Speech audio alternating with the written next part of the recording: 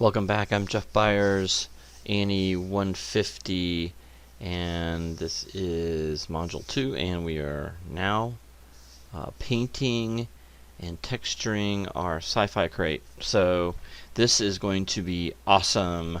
So we're going to go in here, and now you're going to see why it's so cool. Why Substance Painter is so amazing. So I'm going to go back in here and turn this back to medium. And I'm going to bring this up a little bit higher so I can see everything. I'm gonna click on Smart Materials. So basically, kind of give you a rundown of how all this works. We'll start. I guess we should start with a material. So let's go ahead and just do a material first. And let's say I like this aged, scratched metal, right? So I want to put that, I want to focus that on one of these panels here. So that's one of those panels there. So I have to highlight the panel that I want, okay?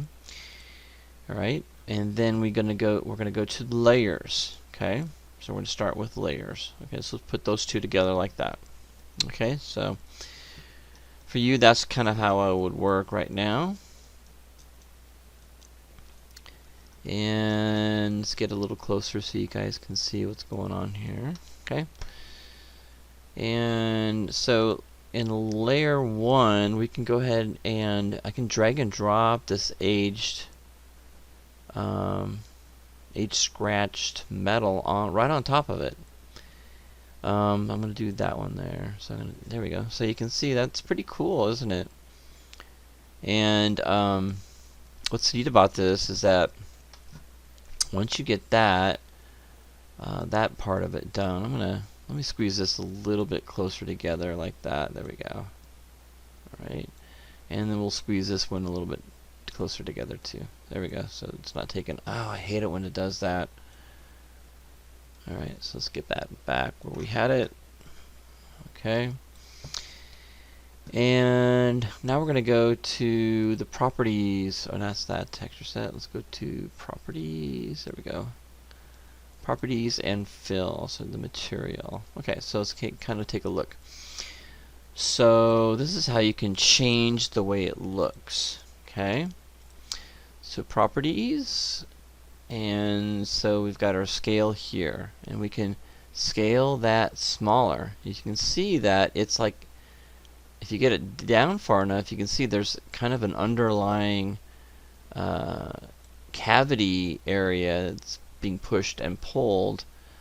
So it's actually kind of hammered. Looks like it's been hammered or something. That's kind of cool. Aged. It says aged and scratched. And you can do offset. You can move that around, just kind of randomize it a little bit. And you can rotate it, which is cool. And you can look at the color. Okay, you can change the color. And through here, let's go ahead and make it more of a brown. So I'm going to go ahead and add a little brown in there, make it look a little bit brown. Okay, like a bronze. And so you got your color, you got your dirt here, how much dirt you want on there, what your scratches are like. Now I can't really see the scratches because we've got the scale, so there we go. Let's take a look at a little bit bigger here. Here we go. Now we can see kind of what we're going to do with the scratches and dirt and stuff. So dirt just adds a little more darkness to it, and scratches, you can pull that back a little bit. There we go. Add scratches back again. Relief details. Turn those up and down. So you guys can kind of look through all these, and every one of these materials is going to be a little different, so you just kind of have to experiment to see what they do. And just dive as far as deep as you want into it. So we got luminosity and contrast, and every one of these materials has some of these or most of these attributes. Saturation, intensity. So you can do a lot of cool stuff. So you can see I created something totally different than what I started with. Okay, very, very cool. So so these are the three pieces that you're going to need to have open. And of course you can mix and match. You can take and this works really well too, because it also has the same kind of blending that Photoshop has. So I can go in here and disable it and still have the bump map on there, or the normal map. You can multiply. Now it really works best if you have two materials in here. So if I were to do a bronze, let's see, hexagon. Okay, put that right where the layer 1 is. It puts both of those together, which is kind of cool. And one could be multiplied. You can even go in here and turn it down.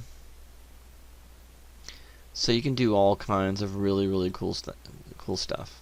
Okay, so I'm going to click on that, delete that, delete that. That's not what I really want to do. I'm going to get you started on something that makes more sense.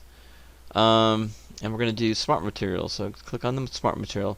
We're going to use all the cavity maps and all the normal maps and ambient occlusion. All these maps will really come in handy. So the reason why we did all that, the baking of all the maps, is that we can use a smart material, and we can add etched areas in here. And so we're going to do a steel paint. We'll start with that one. So you can drag and drop it onto the object if you want to. And look, right away we get a scratched, dented, chipped paint, which is so cool. Very cool. So first thing I'm going to do is I'm going to open up. The smart material has a bunch of information inside, so let's just kind of go through it. So if I open up the folder, you can see we've got two individual pieces. Okay, one is the paint color itself and all the attributes for that, and then we've got the paint itself. And you can scroll down here and see what's involved in that. And with the paint, you can see that we've got a warp.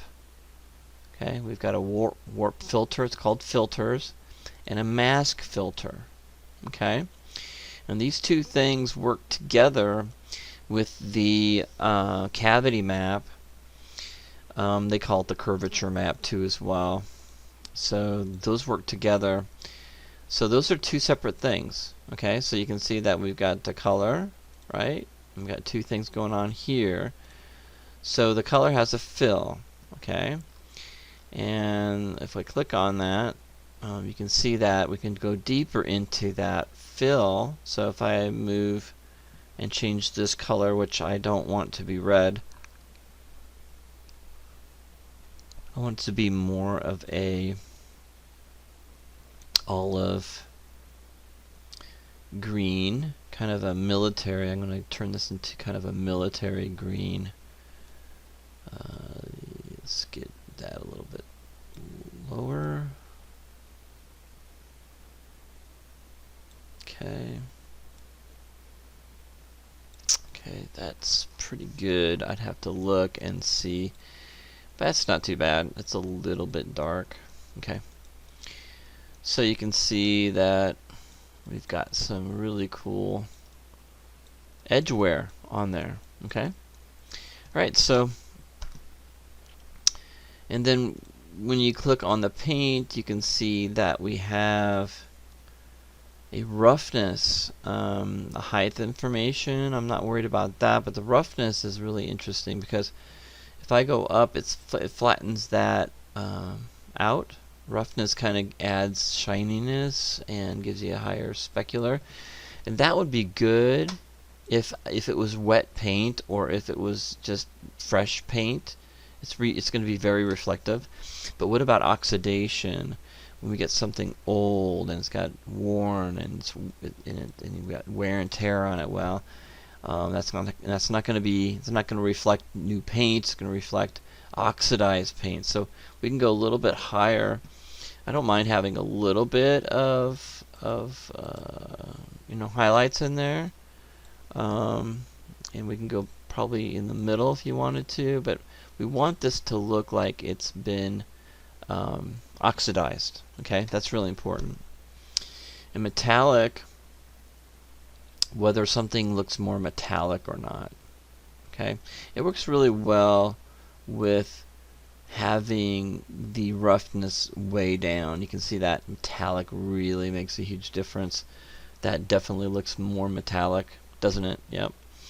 So let's bring that down. I really don't want it to look metallic. I still want it to look like paint, so that's not a good idea.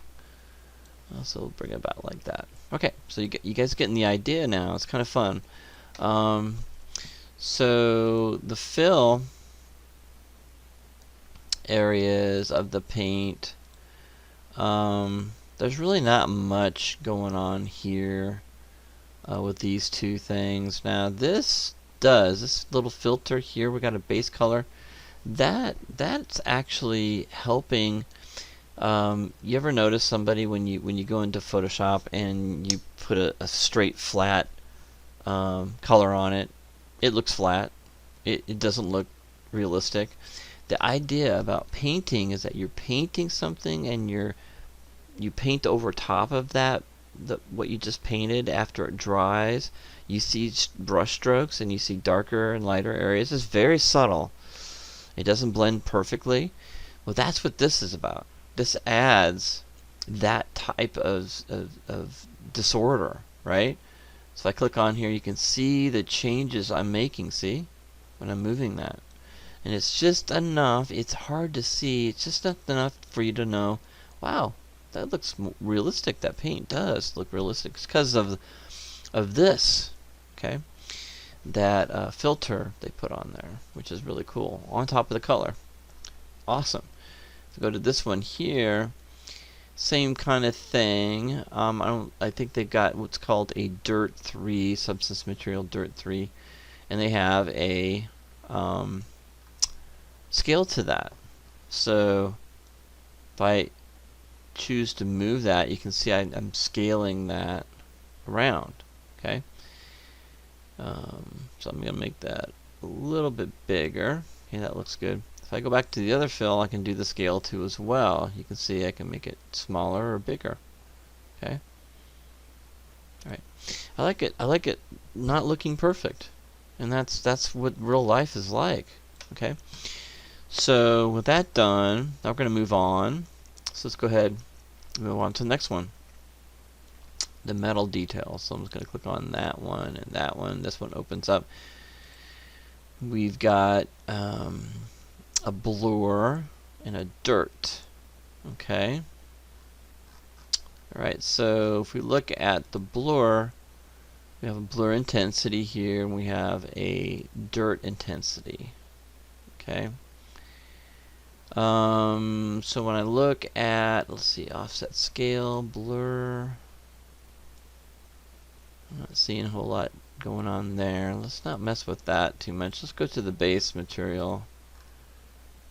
Okay, so if we can find, I'm looking for, there's the blur, there's the dirt, histogram position, blur on, wrap, metallic, fill,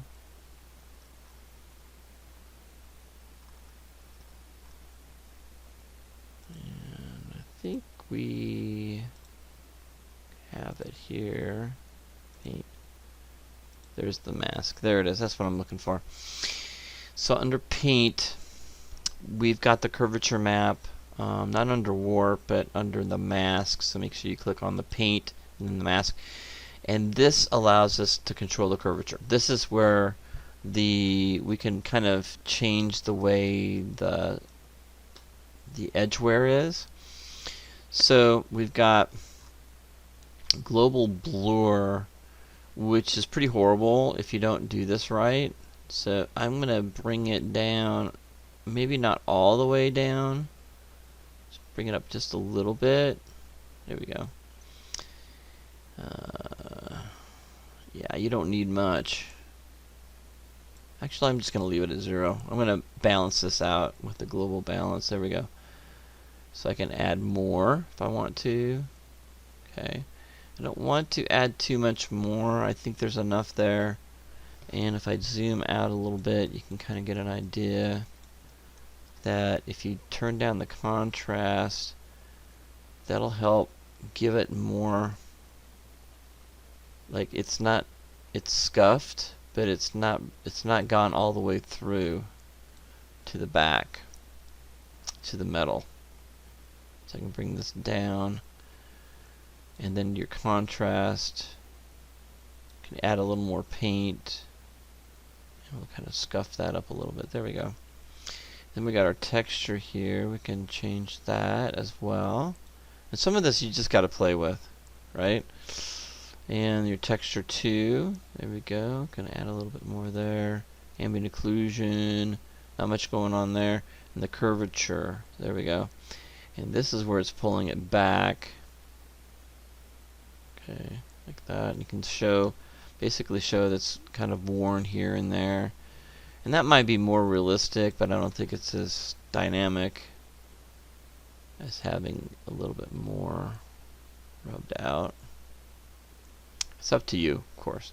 I can turn that down and then mess with this stuff, you know.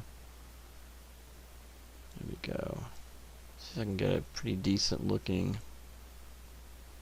balance between the two. There we go. I think that's pretty good. Alright, cool.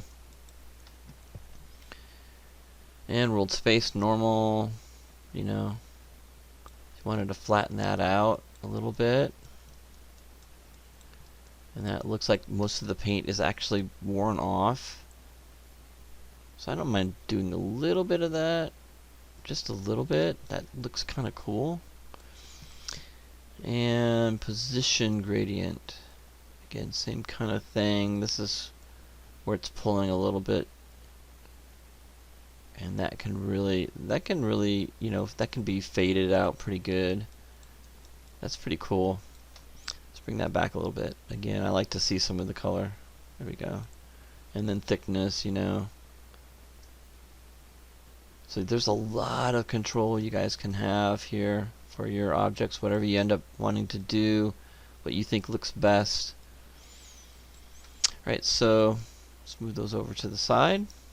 Alright, so you got the idea. So now I want you to go ahead and add and texture, and you'll have to go to the next one. So if you like what you got here, you can go to the next one. Now, the cool thing is that while you're doing this, you could, you know, most definitely do the whole thing the same way, but the whole idea is why? Because I'm going to do the bands to be black, the same, you know, the same texture, but black. And you can do that. So if I want to do the bands, let's see where there's the bands right there. So I click on that, and so that's a blank layer. So what if I want to take what I did here, right? So I'm going to close that folder, click on this, highlight it, and go to copy. I like that layer. Copy the layer, go into the bands, right? And I want to right click over this and paste layers. There we go. And look, that puts it on the top. I just copied it and pasted it, which is really slick, isn't it? Pretty slick. So with this one, I'm going to go to open up that folder and go right to the color and change the color to like a really dark. It's not black. I don't want black. I want kind of gray, right? And look at that. That's really cool. It kind of sets that off. Okay. And let's just say I'm good with that. That was pretty fast and easy. And then I'm going to go to the top part, right? And we want to have the same the same mask as this one, or not the same mask, the same material. So I'm going to go ahead and copy that, copy layers, and we'll go back to the top, click on that one, and paste layers. There we go. And then in here, see, I don't want that to be as, scrubbed out as much. Maybe the top part hasn't been roughed up as much as the bottom. So you want to make those changes to the paint in the mask, right? And now you can bring those down a little bit, which is kind of cool. I'm going to bring this down a little bit and turn the blur up a little bit, maybe a little bit more, and just not as much grime and dirt taken off, right? There we go. Just makes it look a little more, it's a little different. And so that just makes it sells it as more realistic. Okay. And so I think I've taken you far enough. I know I showed you how to copy and paste, and you can change the colors. This will be yours. You can see what I get when what I have done if you want to do exactly what I got going on. But I think you can do that by copying and pasting. But I'll show you what I end up with and how I got there. So I'll pause the video and finish this up, and I'll get back to you just a little bit. Okay, here's my finished crate, and you can see I've added a little bit of rust, and I'm very happy with that. You can see that with 1001, I added a steel rust surface. If I hover over that long enough, maybe it'll show up here. Here we go. Guess it's not doing it. But that's the one I clicked on, and I put it above everything else. You can see that I've got it above the steel painted. And when I open that up, you can see that I turned off at the very bottom the base metal.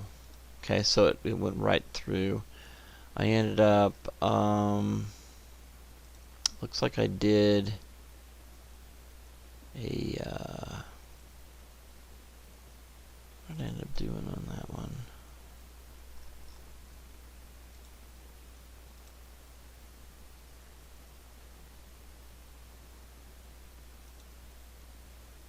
Just a color as far as the filter goes. If I open that up, you can see that I've got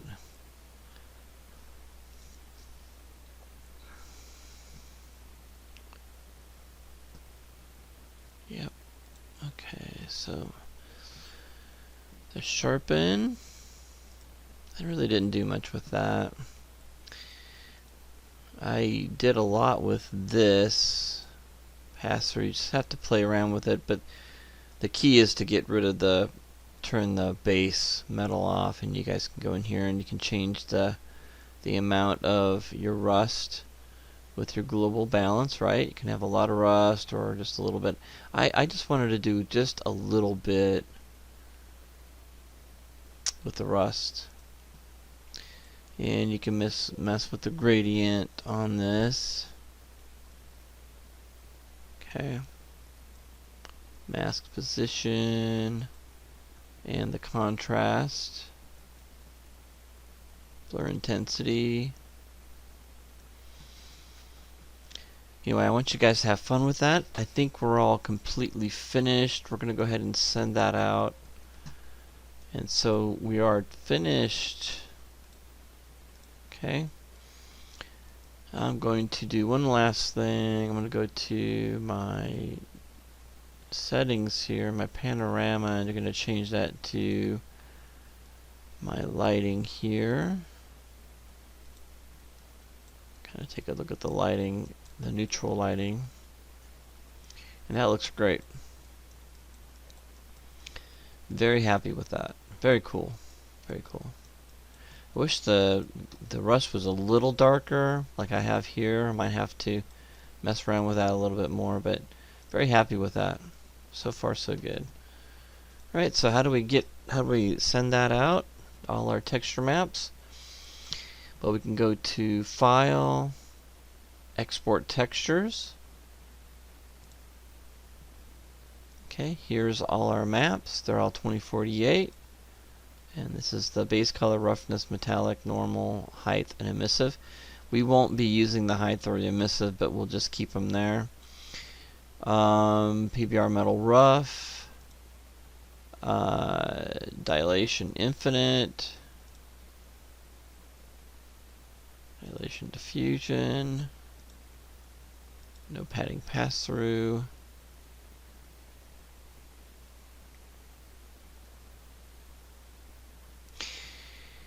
Alright, so basically it kind of takes you through what they are. No post-process, use the raw texture as rendered in, and that's what I want. No padding pass-through. PNG 8 bits, configuration. Let's go back to export. Click on this where you want it to go. So I want to put it on the desktop. I'm going to create a new folder, and this is where I'm going to pull it from. I just want to go ahead and do the SciFi maps. There we go. Keep them all in there and select folder. Alright, so SciFi maps, and then we're ready to go to configuration. Make sure that's set up a PBR metal rough. Okay, that adds all the maps that we need. Go back to export, and then we need to go ahead and export all the maps. Now this will take some time. So okay, and it's all finished. Click OK. And what I would do next is go to File, Save As, and type in Crate 3. Now this is a big file. Okay, that's like 765 megabytes. So if I save that, make sure you have enough space for that. I'm gonna go to my hard drive. It's got a lot more space, and I've got a spot that I can add to it. I've been putting all my stuff in there. Where's it at? Systems Painter files. There we go. And I'm going to save that. May take some time to write that. That's a big file, so give it some time to write before you mess around. It's yeah, there we go. That looks good. Okay, I think we're all finished, and I'll see you in the next video, where we're going to start adding the texture maps to materials, AI standard material, and that'll be in the next video. Until then, I'll see you then.